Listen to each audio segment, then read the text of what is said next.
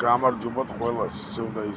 ისევ მე ვარ გამოსული როლიკით და პროსტა მაინტერესებს ერთი სამღვდელოება რა სიტყვის მაგაზე რომ შეუძლია თუ არა სიზმარში ადამიანს მოევლინოს ანგელოზი ორი კვირა ზედიზედ რა და როგორი შეგრძნება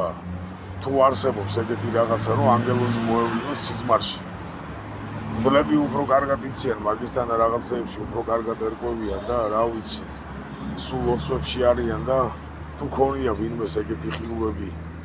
ან რაღაცა დამეხმარო რომ ტელევიზიაში გამოვიდე და ტელევიზიით განვაცხადო ეგ ადგილი მართლა რომ ცოტა დაწყნარებული ვიქნები რომ ტელევიზიით გამოვიდე და იმას ვქნა რაღაცნაირად ვარ ეხლა რო იცი ეგეთი ადგილი და გინდა რომ ყველამ გაიგოს და რო არავის არ აჯერა შენი ცოტა ძნელია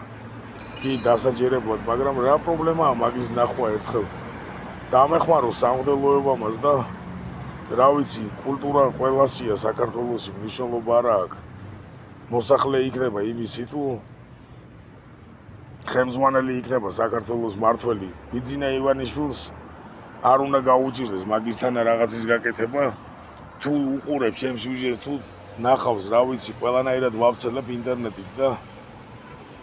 თუ დავიკარგე უგზო უკლოდ იცოდეთ რომ ეგეთი განძი იყო საქართველოში და ვიღაცამ მოითვისა ეგ განძი და რა ვიცი ათასნაირი ადამიანი არსებობს ვისაც თავში რა უდევს ღმერთმა იცის მაგრამ